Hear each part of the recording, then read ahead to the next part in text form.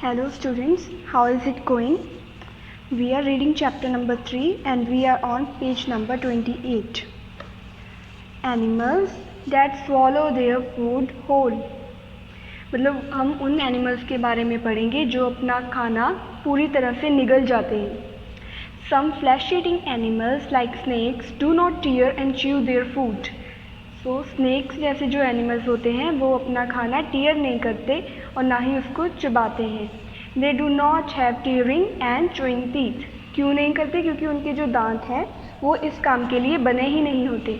Instead they swallow the food whole. इसकी बजाय वो अपने खाने को पूरी तरह से निगल जाते हैं. As you can see in the picture, a snake grabs a frog and swallows it. ये एक स्नेक ने फ्रॉग को पूरी तरह से निगल लिया. अ snake after having swallowed its food. जब वो अपने खाने को निगल जाता है तो वो कुछ ऐसा दिखता है. ये फूड है बट उसे पचाने में, डाइजेस्ट करने में काफ़ी टाइम लगता है. एनिमल्स दैट लैप वाटर और मिल्क. हम उन एनिमल्स के बारे में पढ़ेंगे जो वाटर और मिल्क को लैप करते हैं. Have you noticed the way cats and dogs drink water और milk?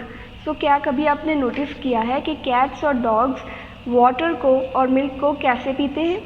A cat lapping milk.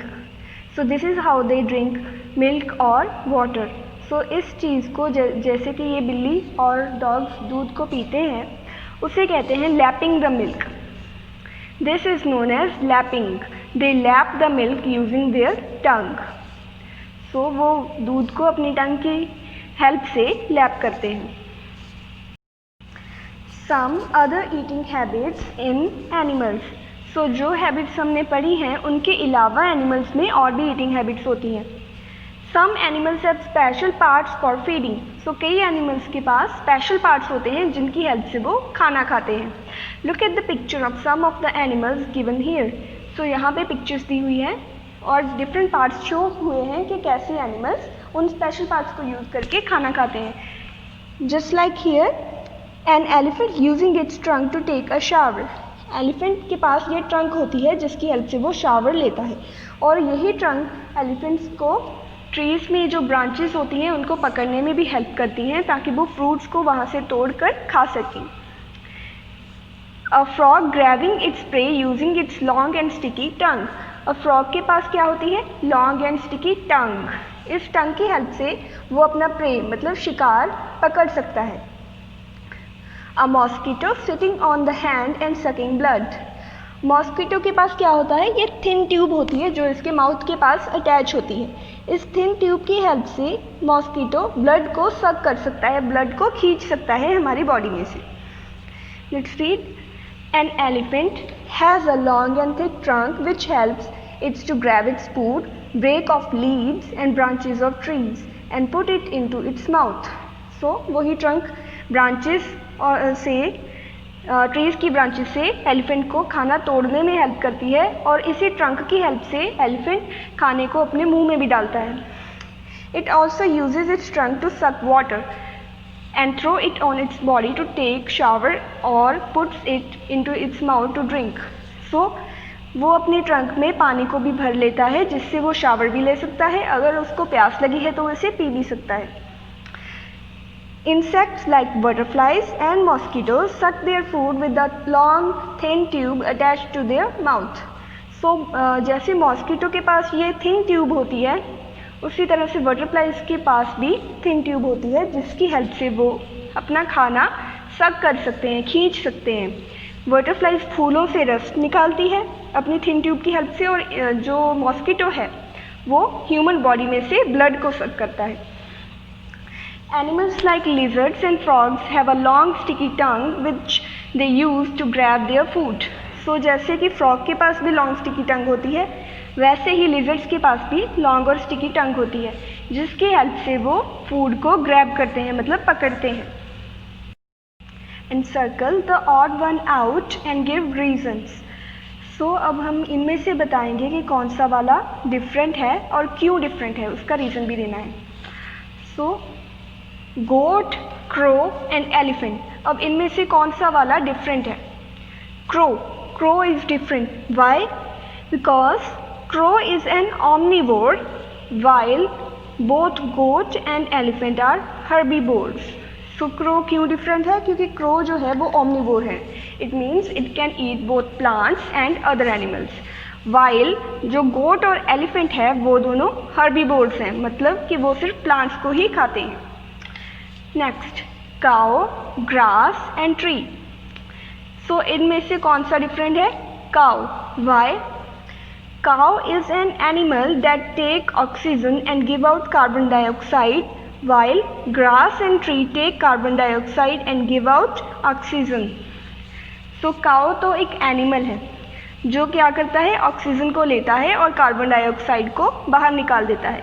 But grass and tree ये तो प्लांट्स में आ गए, और ये क्या करते हैं? ये कार्बन डाइऑक्साइड को लेते हैं एंड गिव आउट ऑक्सीजन, और ऑक्सीजन को देते हैं. सो this is the difference. This is why ये दोनों एक ही कैटेगरी में आते हैं जो कि कार्बन डाइऑक्साइड को लेंगे और ऑक्सीजन को रिलीज कर देंगे, जबकि काऊ डिफरेंट है, ऑड है, क्योंकि ये ऑक्सीजन को लेता है और कार्बन डाइऑक्साइड को रिलीज करेगा. Third, cow, buffalo and rat. So rat is different. Why? Because a rat gnaws its food while cow and buffalo masticate their food. क्यों? क्योंकि जो रैट है वो अपने फूड को गनॉ करता है, जो कि हमने पढ़ा था. Here we can see a rat gnawing. So ये अपने फूड को रेपिडेडली बाइट करता है और च्यू करता है, च्यू इट हार्ड. सो इस प्रोसेस को कहते हैं gnawing. जबकि while cow and buffalo masticate their food, जबकि जो cows and buffaloes हैं वो अपने फूड को masticate करती हैं. ये mastication क्या होता है? कि वो अपने फूड को पहले swallow कर लेती हैं, अंदर निगल लेती हैं, और बाद में कुछ टाइम के बाद में उसको अपने माउथ में वापस से ले आती हैं और उसको फिर च्यू करती रहती हैं, और उस चीज़ को कहते हैं mastication. सो रैट ग्नोइंग करता है, जबकि buffalo and cow masticate. Next is rabbit, fox and squirrel. So fox is odd. Why? Because a fox tear its food with its sharp teeth. However, rabbit and squirrel gnaw their food. So क्योंकि जो fox है वो अपने food को tear करती है, क्योंकि इसके जो teeth हैं वो sharp होते हैं, जबकि जो rabbits, rats और squirrels होते हैं वो अपने food को gnaw करते हैं. So this is the difference. Snake, dog and cat. So a snake is different. Why? A snake swallows the food whole. However, dog and cat lap milk or water using their tongue. So snake is different because ये अपने food को swallow करता है, जबकि जो dog और cat हैं वो water और milk को lap करते हैं using their tongue. So this is the difference. Lizard, frog and elephant. So an elephant is odd. The reason is an elephant has a long and thick trunk which helps it to grab its food, while lizard and frog have a long sticky tongue which they use to grab food. So जो elephant है उसके पास trunk होती है जो इसको food को grab करने में, पकड़ने में help करती है, जबकि जो lizard and frog हैं उनके पास जो लॉन्ग और स्टिकी टंग होती है जिसकी हेल्प से वो फूड को पकड़ते हैं. सो दिस इज़ द डिफरेंस. इसके पास ट्रंक है जबकि इन दोनों के पास लॉन्ग और स्टिकी टंग होती है. Moving on to the next page, read the clues and spot the right animal. Also write the name of any other animal apart from the ones shown in the picture which have the same eating habit. So the first clue is I use my sharp and pointed teeth to tear the food. I am the king of the jungle. Circle me in orange. So who is the king of the jungle? It is a lion. So we will circle it in orange. And इसके अलावा कौन सा animal है जिसके पास same eating habits हों? उसका हम यहाँ पे नाम लिख लेंगे. वो है एक फॉक्स, क्योंकि एक फॉक्स जो है उसके भी शार्प और पॉइंटेड टीथ होते हैं और वो भी फूड को टीयर करता है.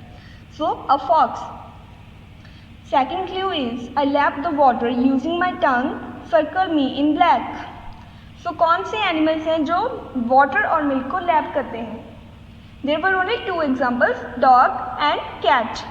So what is here? It's a cat. So we will circle it in black.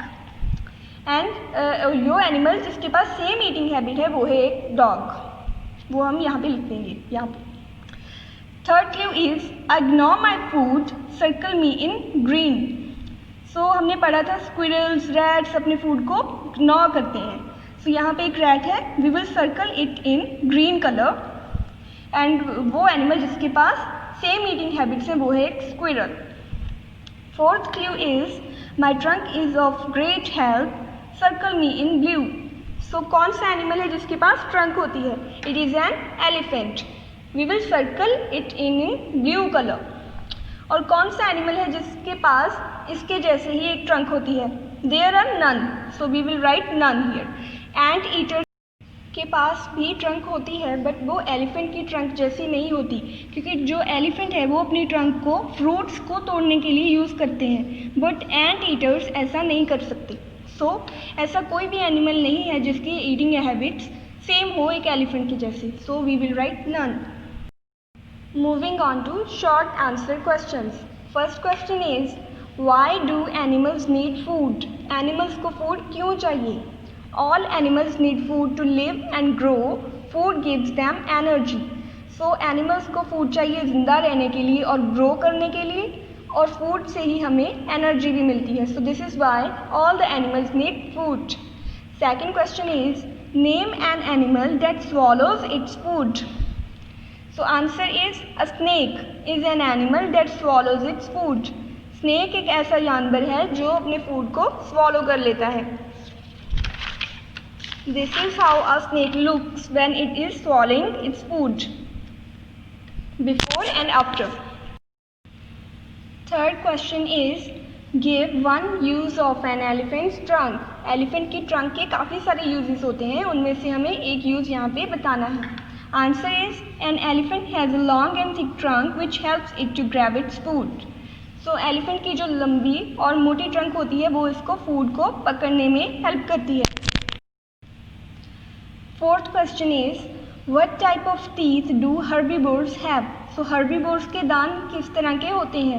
Answer is animals' teeth are designed according to the type of food they eat. So अब जो herbivores हैं वो कई तरह के होते हैं. So सारे के सारे herbivores अलग अलग तरह का खाना भी खाते हैं. So उन सभी के जो teeth हैं वो different तरह से डिज़ाइन किए होते हैं.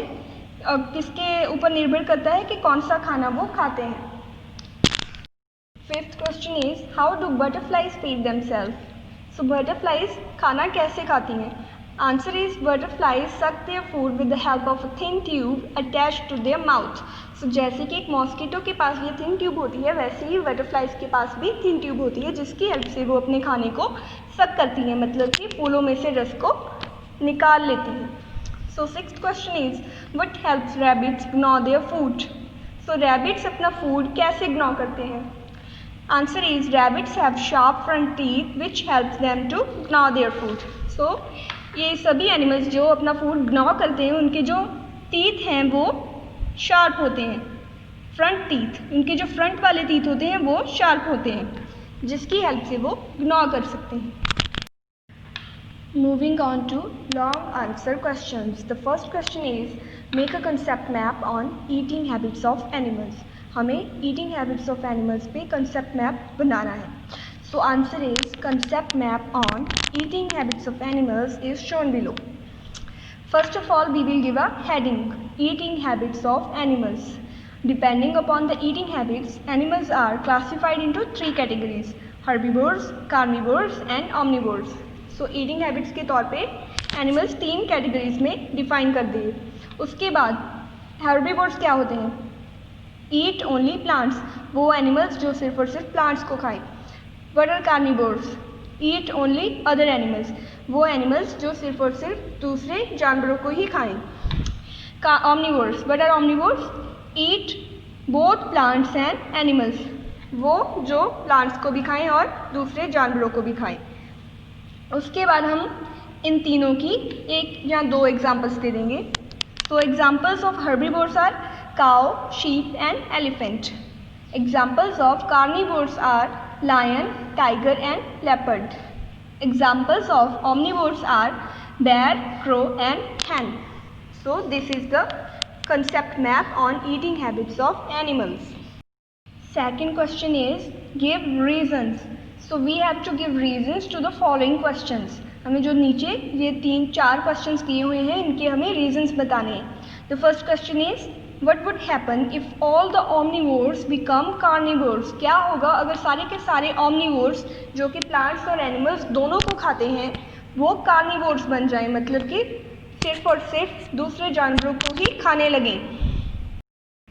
If all the omnivores become carnivores, then they would begin to eat herbivores and other carnivores until there is not enough food to sustain them. So क्या होगा अगर सारे के सारे omnivores carnivores में बदल गए, मतलब कि वो plants को तो बिल्कुल भी नहीं खाएंगे, वो सिर्फ और सिर्फ दूसरे जानवरों को खाएंगे. तो carnivores किन किन को खा लेंगे? वो herbivores को खा लेंगे और जो दूसरे carnivores जो उनसे छोटे वाले carnivores हैं, जैसे कि जो lion है वो fox को खा लेता है, वैसे ही वो herbivores को भी खा लेंगे और छोटे वाले carnivores को भी खा लेंगे. उसके बाद क्या होगा, उनके लिए फूड बचेगा ही नहीं, क्योंकि वो प्लांट्स को तो खा नहीं रहे, सिर्फ और सिर्फ दूसरे जानवरों को खा रहे हैं. सो जानवर तो कभी ना कभी ख़त्म हो जाएंगे. सो इसीलिए उनके पास फूड नहीं बचेगा और वो ज़िंदा नहीं रह पाएंगे. So the second question is what would happen if there are no carnivores in a forest. So क्या होगा अगर कार्निवोर्स हो ही ना एक जंगल में, जो एनिमल्स दूसरे जानवरों को खाते हैं वो एनिमल्स बचे ही ना एक जंगल में, तो क्या होगा? If there are no carnivores, the herbivore population would explode. So अगर यहाँ पे कार्निवोर्स एक फॉरेस्ट में नहीं होंगे तो हर्बीवोर्स की जो पॉपुलेशन है वो बहुत ज़्यादा बढ़ जाएगी, क्योंकि जो हर्बीवोर्स हैं उनको तो कार्निवोर्स खाते हैं, बट अगर कार्निवोर्स होंगे ही नहीं तो उनकी जो पॉपुलेशन है वो कंट्रोल में नहीं रहेगी और वो ज़्यादा बढ़ जाएगी. And they will rapidly eat large amount of plants and fungi.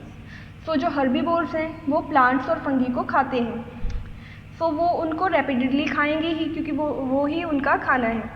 पर वो कब तक खाते रहेंगे? जब तक there is no enough food to sustain them. वो तब तक खाते रहेंगे जब तक वो प्लांट्स ख़त्म ना हो जाएं, और एक टाइम आएगा जब वो प्लांट्स भी ख़त्म हो जाएंगे तो उनके लिए रहना मुश्किल हो जाएगा. Third question is a dog has sharp and pointed front teeth. So why do a dog has sharp and pointed front teeth? Dogs have sharp and pointed front teeth in order to tear the flesh. So dogs के पास sharp and pointed front teeth होते हैं जिसकी help से वो flesh को tear कर सके. D is a snake cannot bite into its food. So इसका रीज़न क्या है? A snake cannot bite into its food because it does not have tearing and chewing teeth. तो स्नेक अपने फूड को bite इसलिए नहीं कर सकता क्योंकि जो इसके दांत है वो टीयरिंग और च्यूइंग के लिए नहीं बने. Now let's move to enrichment activities.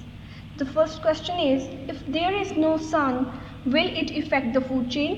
अगर सूरज नहीं होगा तो क्या फूड चेन पे कोई फ़र्क पड़ेगा? तो answer is yes, because plants are primary producers in a food chain and they use sunlight to make their food. तो क्या है कि जो सनलाइट है उसे प्लांट्स यूज़ करते हैं अपना खाना बनाने के लिए, और जो प्लांट्स हैं वो प्राइमरी प्रोड्यूसर्स हैं in a food chain.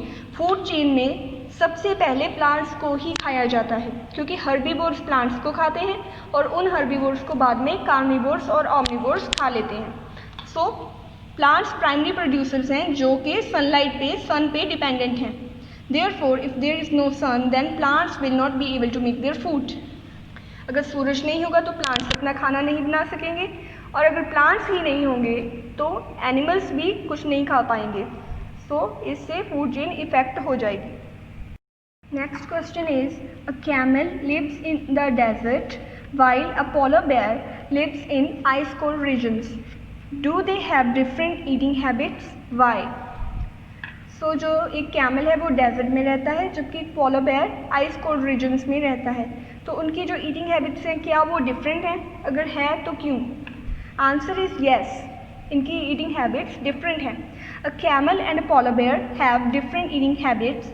A camel stores fat in its hump and uses it at food when needed. So जो कैमल है वो फैट को अपने हम्प जो होता है कैमल का, उसमें स्टोर करके रख लेता है और उसे जब ज़रूरत होती है फूड की तो वो उसे यूज़ कर लेता है. However, polar bear are carnivores and feed mainly on seals available in polar regions. जबकि जो polar bears हैं वो carnivores होते हैं और वो seals को खाते हैं जो कि polar regions में मिलती हैं. Next question is giraffes have long necks. Why?